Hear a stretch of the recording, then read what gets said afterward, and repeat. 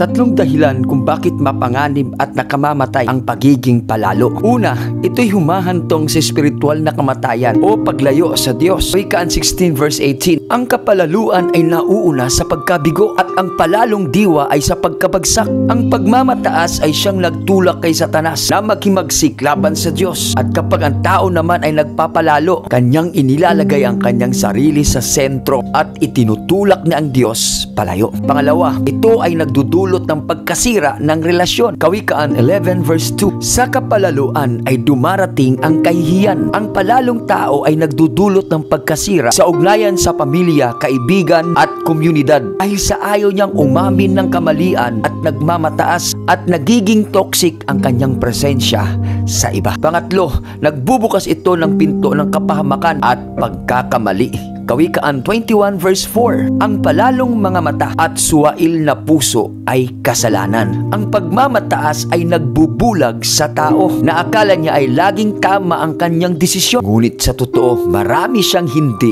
nakikita. Kapatid, ayon sa Santiago 4 verse 6, ang Diyos ay sumasalungat sa mga palalo, ngunit nagbibigay siya ng biyaya sa mga mapagpakumbaba. At kung nakikita mo ang sarili mo sa pagiging palalo, manalangin ka para sa gabay at lakas at baguhin ito. At kung magagawa mo ito, madadaig mo ang masama ng mabuti.